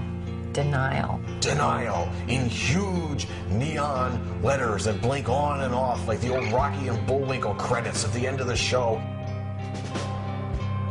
Again, I stop and listen and watch as I move through the landscape of empire. The denial is so thick that you could cut it with a paper knife, if only you weren't still using it to frost that cake. Denial takes tremendous energy, and if you have to work really, really hard to not acknowledge the fact that this culture is killing everything, you're not going to have much energy left over. It's the energy I freed up when I stepped out of my own denial that has made this documentary possible. The more I let down my defenses, the more I find the power to look more deeply at the world. And when I look, I find the story of somehow, a fantasy that keeps us passive in the face of the world situation. We've muddled through things before, and somehow we'll muddle through this one. Somehow everything's okay. Somehow. How do we get there? You know, it's like it doesn't do any good to fantasize if there's no way to get from here to there. Is there a way to get from here to there? And where is there exactly? Where do we go from here? As world events break through our walls of denial, voices of helplessness and resignation fill the air. You know, if we knew some way to get out of it, we would, but we don't. Whatever's going to happen is going to happen. There's going to have to be some sort of catastrophic event. A meltdown of all of these systems that we've been depending on. Figure there's no way to stop the train from heading off the end of the bridge. You know, we're just going to go down screaming. And finally you just say, fuck it.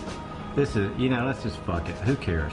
You know, we might as well go out and party and have a good time because the world's not going anywhere good. This system feels like a trap, a madhouse, a prison. With resignation this profound, it seems as though there is little left to do but to make the prison as comfortable as is possible.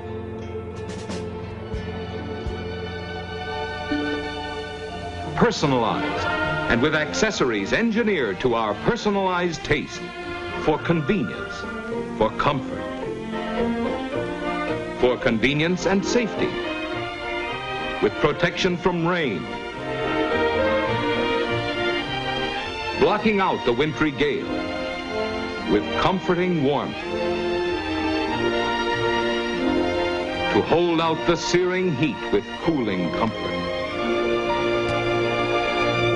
Capitalist culture is telling us to buy, and we will feel better if we buy more.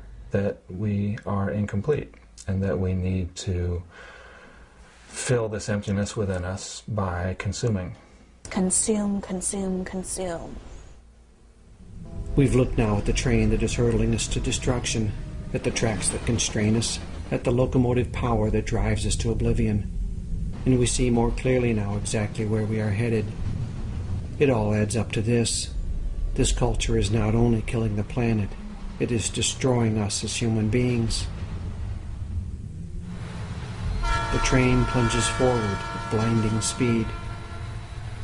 Charlie stole the handle. So who are we going to be?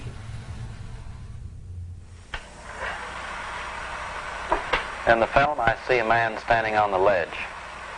Do you think he really wants to live? The answer, of course, is yes. I don't think humans are going to go extinct. We can't kill ourselves off. I just don't see any plausible way it could happen. Well, I guess, yeah. What might happen is the Earth could get into a serious runaway greenhouse effect that could turn the whole planet like the planet Venus, where it's like 1,000 degrees and full of methane.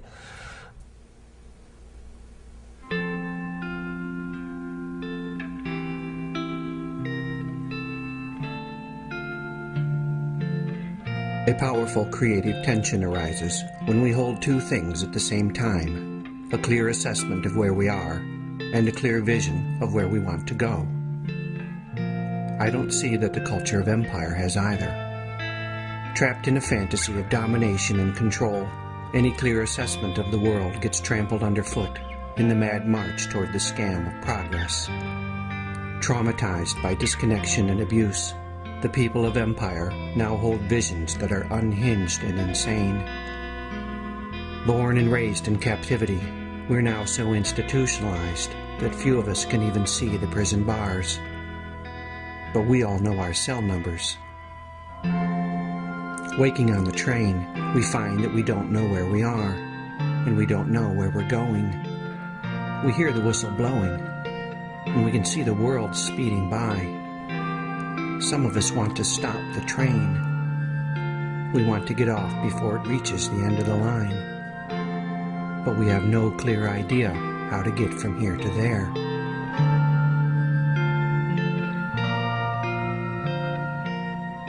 The secret plan is that we're going to go on this way no matter what for as long as we can.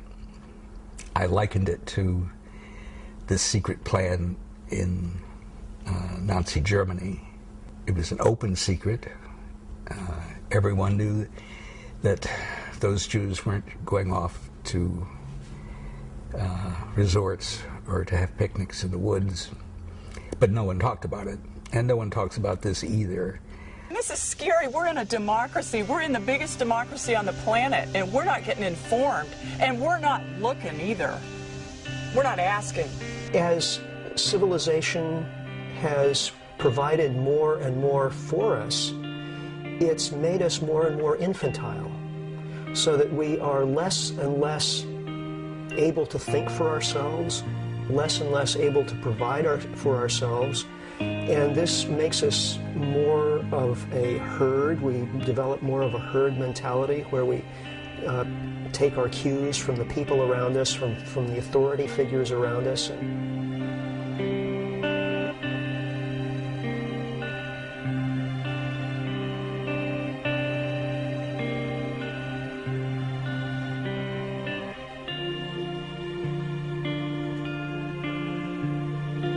The situation is desperate.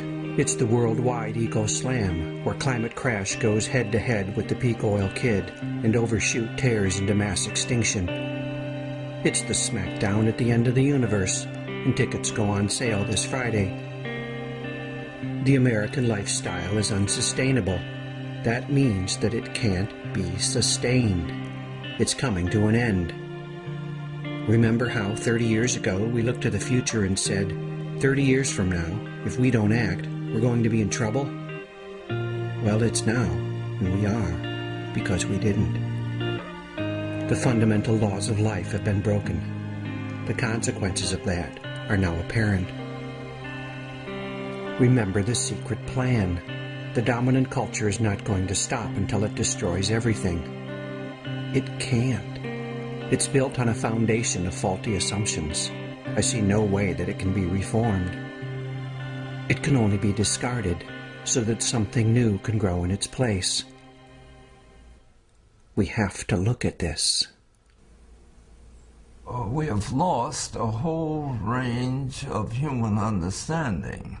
Before there ever was science, humans understood the universe, how to relate to the universe. And then they had this idea of how to relate to the universe, something which is thrown off base when science comes in and I'll tell you how to run the universe. We've got to understand that we are part of the living community. We're not the masters of the living community. We're not the guardians of the living community. We are just another species. And we have the power to destroy that community, and when we do that, we destroy ourselves. If we don't figure out what our place in the universe is, we're not going to have a place in the universe.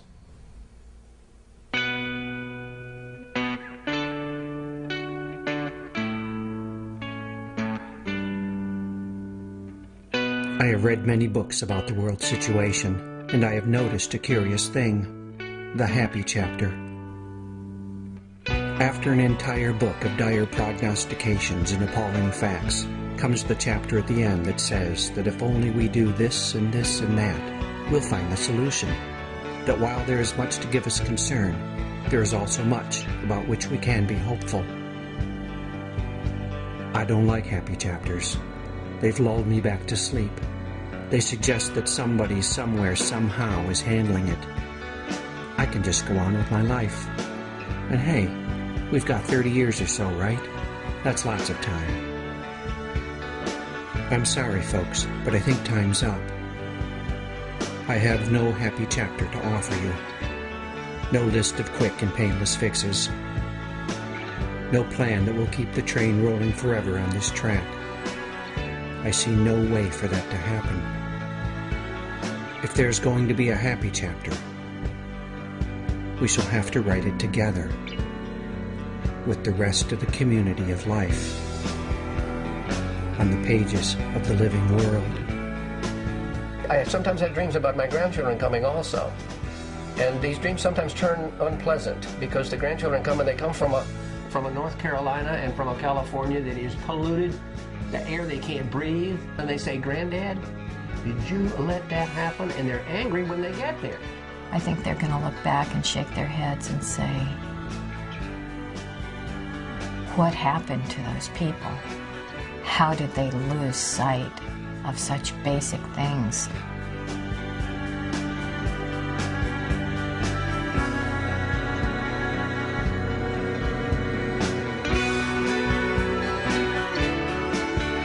There is a new story arising in the world, the story of the Great Turning, the turning away from a culture of domination and death, and the turning toward a culture that is life-sustaining and life-renewing. All over the planet, people are now telling this story. The Buddhist scholar and deep ecologist Joanna Macy tells this story in her workshops. The writer and activist David Korten tells it in his book by the same name. It's a story to be told by our descendants, looking back on this present time. Will we be the monsters of our great-grandchildren's nightmares? Or will we walk, as the story of the Great Turning says, as heroes and healers in the epic poetry of those still unborn voices? Will we be reviled for our entitled destructive ways? Or will we be lovingly remembered in the songs of our descendants, as they recount the story of this lost and very wounded tribe that stepped back from the abyss and found its way home to the community of living souls? We get to choose. Who are we going to be? Part of me still wishes that someone would just take care of it, you know, that it's their job. You know, that's what we pay them for. They're supposed to be the wise parents of us. It's going to come as a really rude awakening when people realize that A, they can't, and B, they won't. I don't think life for most Americans, despite our affluence, is all that it's been cracked up to be. And people are afraid to talk about that. They're afraid they're the only ones that are experiencing deep dissatisfaction. It's really so sad. You know, you look at, and particularly American culture is emblematic of this. You go to a typical shopping mall and look at the people around you and the environment around you, and the utter shallowness and hopelessness of it all is profoundly depressing.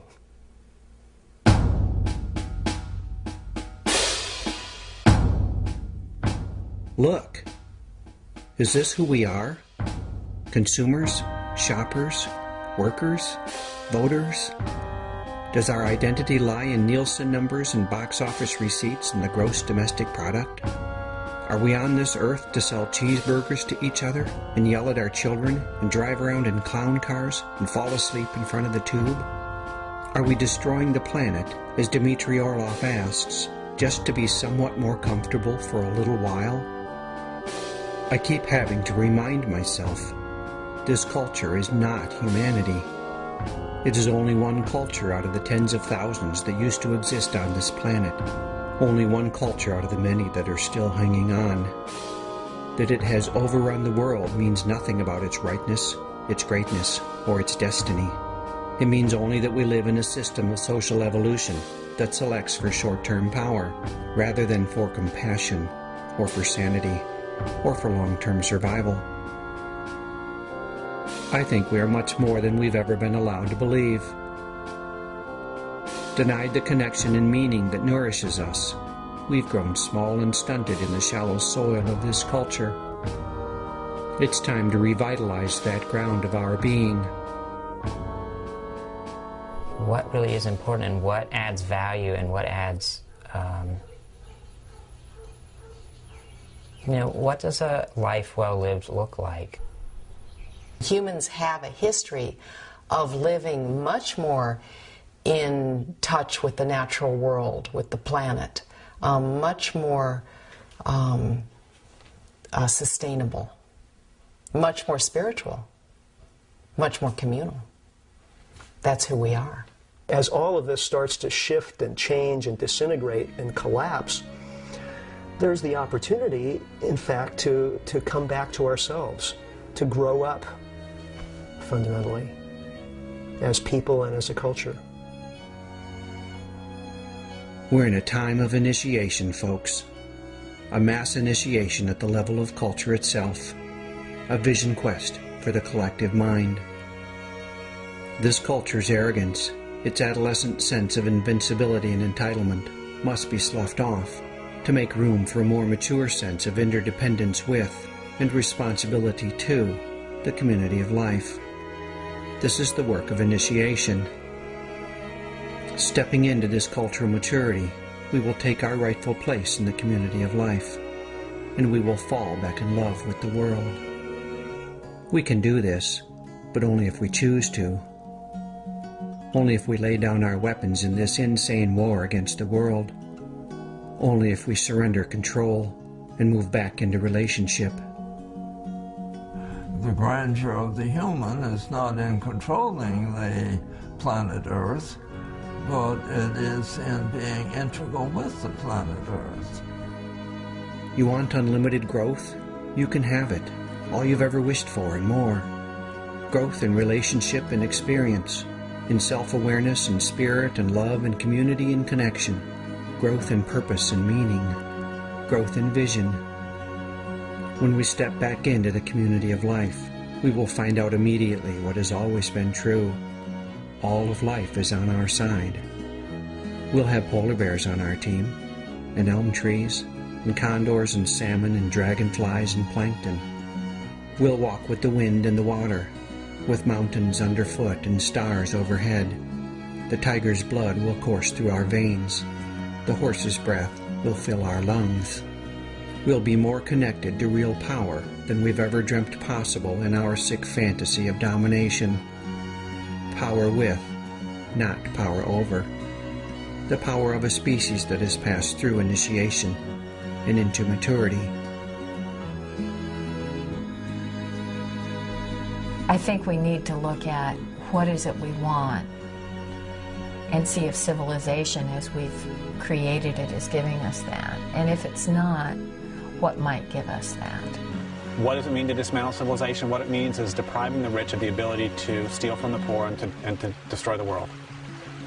I can't give a better definition than that. There's no real reason why the entire country of the United States couldn't face reality. You have to drop the idea of capitalism. You have to drop the idea of corporations running things. You have to drop the idea of economic growth. It could be done. It could be done. There was a great tradition among the Cheyenne dog soldiers called the picket pin and stake. They would get a tanned rope called a dog rope and a picket pin that's used to stake horses to the ground. And they would attach the picket pin to the sash, the dog rope that was attached to them. And then in battle, they would drive the picket stake into the ground. And that was done as a mark of resolve, because once it's driven, you can't leave until either you're dead, or you're relieved by another dog soldier, or the battle's over and everyone is safe. So the question I ask people is, at what point, where will you drive your picket pin? Where will you stake yourself out and say, I'm not going to retreat anymore?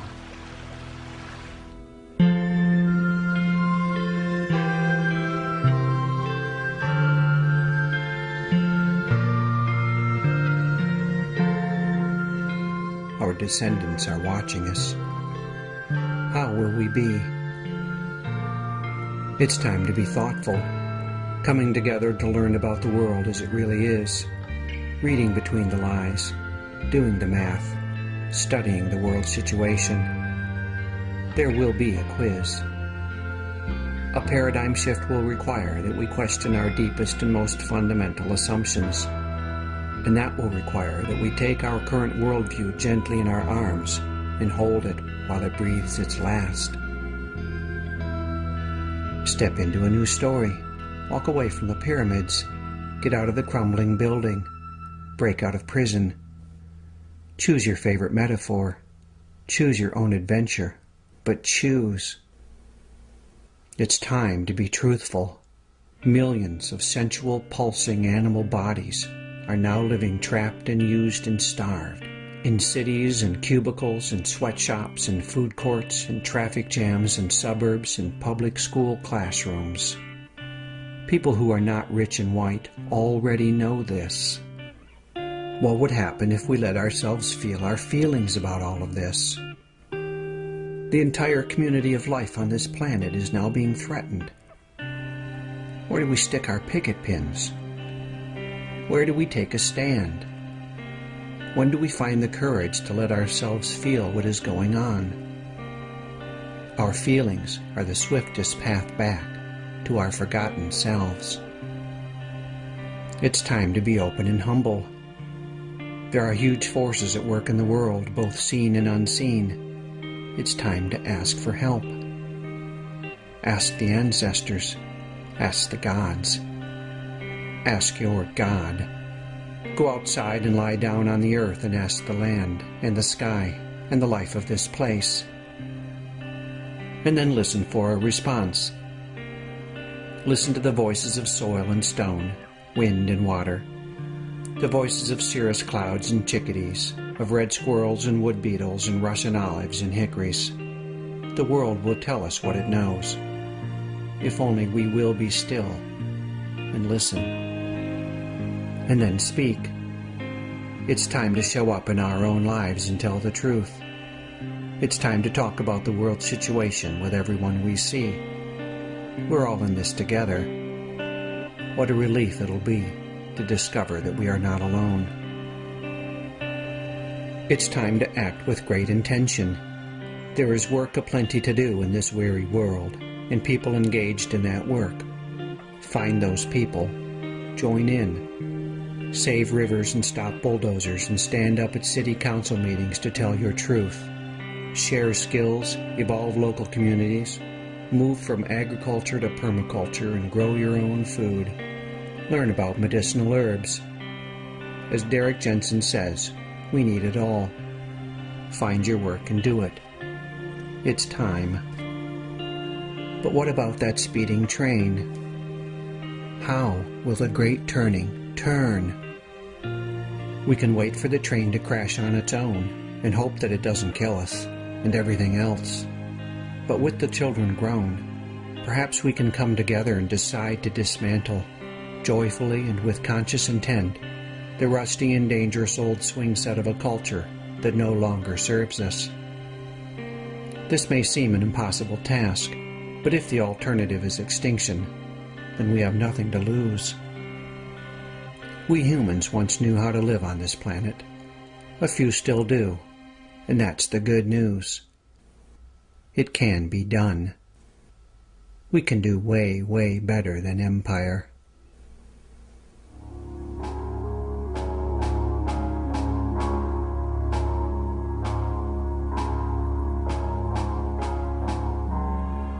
Let's jump off the train and build a boat. The train is constrained to rigid tracks, and its momentum makes it almost impossible to steer.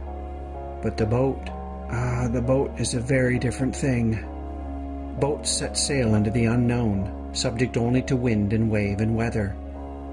Boats can be lifeboats, preserving wisdom and understanding while the storm rages overhead. Boats can be arks, safeguarding the life of the world as the floodwaters rise. And boats can carry us into adventure, away from the shores of the current paradigm, into those unseen shores of a future not yet written. Find your people and build a boat. Build a local community to serve the world and preserve the life of a piece of land. Or set sail in the wider world, interrupting the destruction, healing the wounds, crafting connections and changing minds. Build a boat, a lifeboat, an ark, a galleon of adventure and imagination destined for unknown lands. Build it now. The ice is melting. The waters are rising. We're going to have to let go of the shore. I do not know if I will survive the crash of industrial civilization or the impacts of the climate change that civilization has unleashed. I do know this. I have a choice about how I meet it. I have a choice. We have a choice. I can meet it with a burger in my hand, a French fry in my mouth, and a cold drink spilling onto my jeans. Or I can meet it with consciousness, integrity, and the sense of purpose that is my birthright. I can meet it on the far side of initiation, a mature and related member of the community of life, standing tall, doing my best to protect and serve this earth that I love. This is the course I've chosen. This is my picket pen. I will show up, and I will tell my truth. But it's hard to sail alone when the seas rage so fiercely. If you sail with me, we shall both be made stronger. And when others join us, then our crew will be made strong indeed. Together, we will set forth to find that new land. What a way to go. Let's build a boat in case the waters rise. Let's build a boat. The clouds, they gather in the sky. Let's build a boat. But when this storm comes, let's build a boat.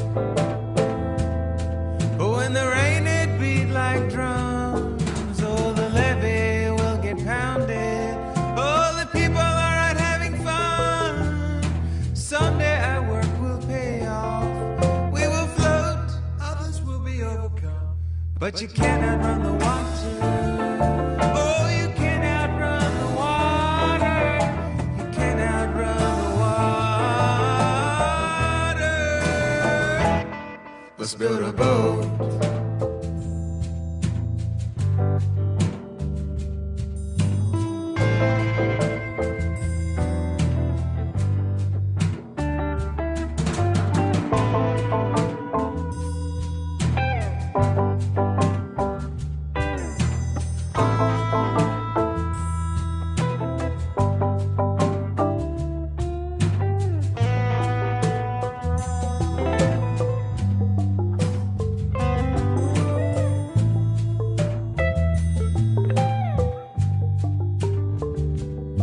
Let's build a boat.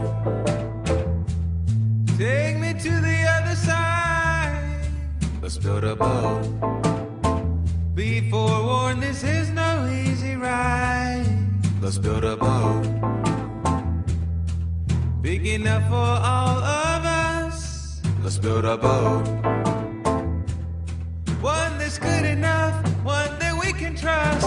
Oh, the levee will get pounded. Oh, the people are out having fun. Someday our work will pay off. We will float, others will be overcome. But you cannot run the water. Oh,